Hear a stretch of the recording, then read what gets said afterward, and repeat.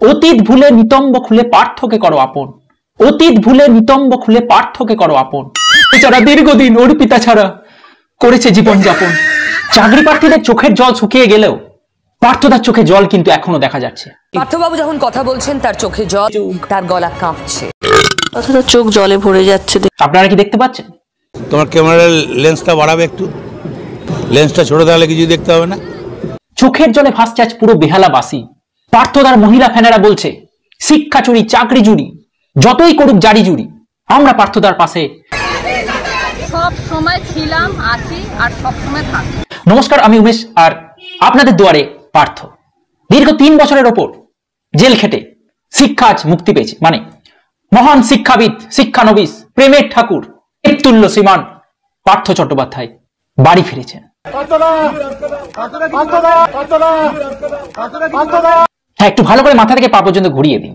অনেকেই মনে প্রশ্ন থাকতে পারে, একে বরণ করছে, আরতি করছে। আপনাদের কোথাও একটা ভুল হচ্ছে। উনি জেলে যাওয়ার আগে ছিলেন দস্যু রত্নাকর, কিন্তু জেল থেকে বেরিয়ে উনি হয়ে গেছেন বাল্মীকি। কেন? তখন তিনি জেলে বসে এইসব বই পড়ে রামকৃষ্ণ কথামৃত, গীতা, হনুমান চালিসা এই পড়ে সময় কাটিয়ে, গীতা, হনুমান চল্লিশা, কথামৃত পড়ে তিনি সবকিছুর পাড়ে চলে গেছেন। তাই তিনি আজ সবার কাছে পূজনীয়। কিন্তু আজ পার্থদা তার ক্ষোভ উবড়ে দিয়েছে মিডিয়ার ওপর, দিদির ওপর।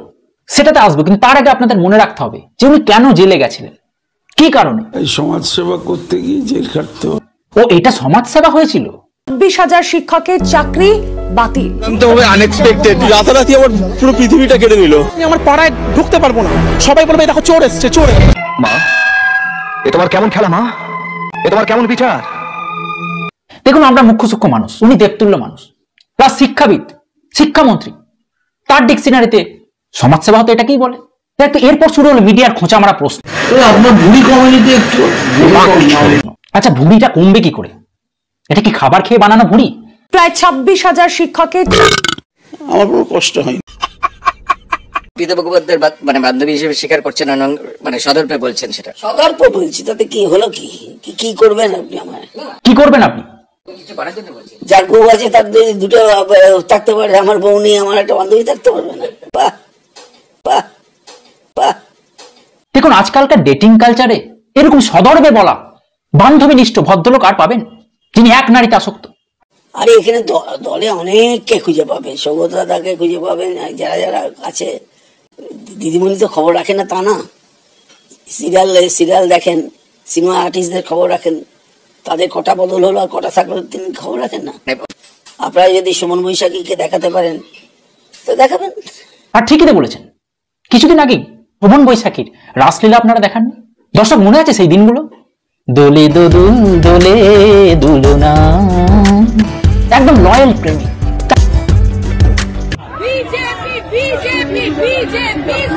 একদম লয়াল সাপোর্টার।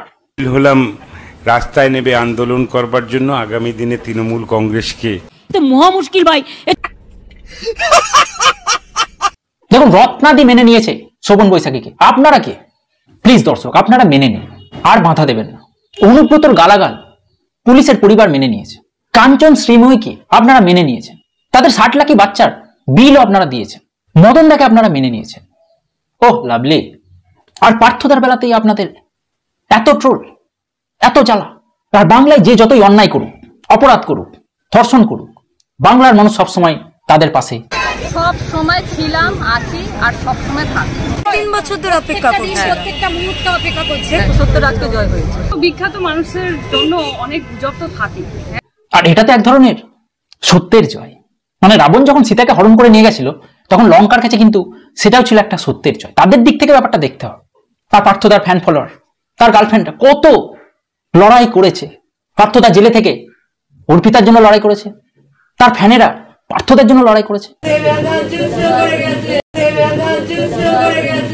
চাকরি প্রার্থীরা কি করছে রাস্তায়? পার্টি। পার্থ দাদুর জন্য, সরি কাকুর জন্য, দাদার জন্য আপনারা সবাই প্লিজ ভবিষ্যতের জন্য শুভনন্দন জানান। আর এরপরে ওনাকে আর কি ভূমিকায় দেখতে চান সেটাও কমেন্টে জানান। উনি নিজে বলেছেন যে ভূমিকায় এতদিন দেখলেন, এর থেকেও যদি বড় আর কিছু দেখতে চান তাহলে আপনারা সেটাও বলবেন। সত্যি আজ মাঝে মাঝে ভাবলে অবাক লাগে, যেটাই সেই বাংলা যেখানে নেতাজি সুভাষচন্দ্র বোস, মহান কবি, লেখক, সাহিত্যিকরা জন্মেছিলেন, সত্যি এই বাংলার লোকজনদের দেখে এখন অবাক লাগে কিভাবে তারা প্রত্যেকটা জিনিসকে, প্রত্যেকটা খারাপকে সাদরে গ্রহণ করছেন, তার পাশে থাকছেন এবং ভবিষ্যতেও থাকার অঙ্গীকার করছেন। এই নিয়ে আপনাদের যদি কিছু বলার থাকে অবশ্যই কমেন্টে জানাবেন। আর ভালো থাকবেন, সুস্থ থাকবেন, রাসলীলা দেখতে থাকবেন। নমস্কার। তবে যাওয়ার আগে একটাই কথা, পার্থদা কিন্তু কুকুর খুব ভালোবাসে।